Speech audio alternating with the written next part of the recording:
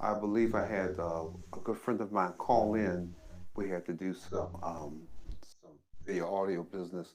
Now he's a real pro. I'm nothing really, but he's working with me to try to help develop some of what I've been doing. But anyway, I'm making this short little excerpt just to kind of try to encourage you in your journey for the Through the Bible Challenge, the 90-day plan, and the 120-day plan.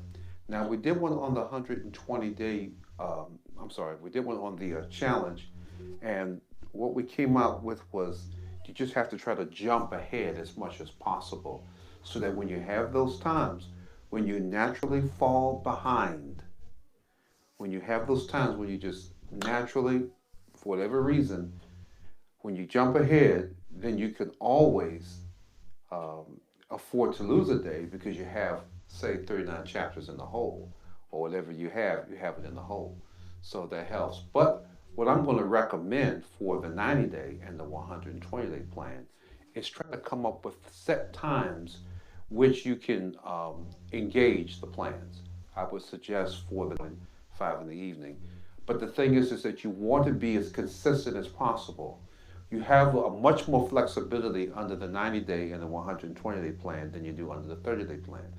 The 30-day plan is not really anything that you can do except for try to get ahead. That's the only way to make the challenge work.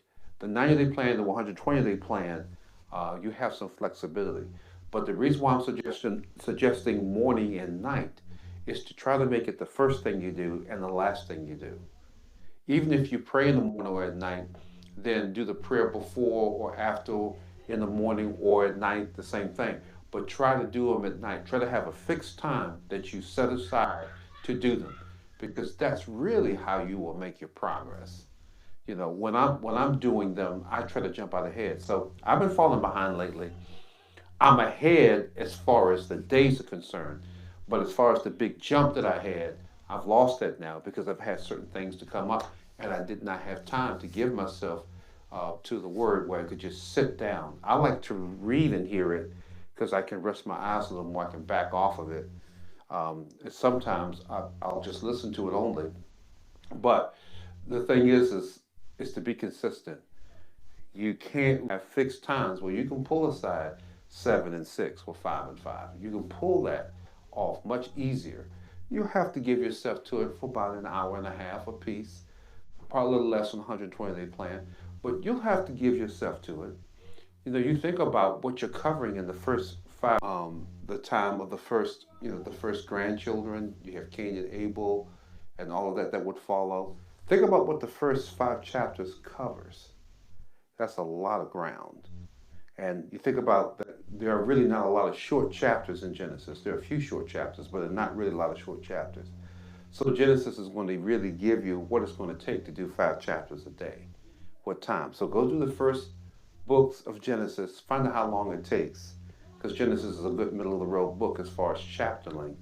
That's going to give you the time you need to spend a day to the 120-day plan or to the 30-day, 90-day plan. So you would take the first 7 chapters and you would time it, and then you would find out from that flexibility with the other 2 plans. But the 30-day plan, the only thing you can really do is to jump ahead. So if you're doing 39 chapters a day, bump it up to 49, bump it up to 59 if you can. Try to jump out. Stay up one night and double your time. And that way you create scriptures in the whole. That's what I had to do because Sultan and I's life is extremely busy and sometimes can be spontaneous with different things, that happen in the course of a day. So anyway, I hope this was a blessing to you, and I hope to see you soon on our next video. Bye bye. My family going crazy back there. Anyway, God bless you. I'll see you in the next video. Bye bye.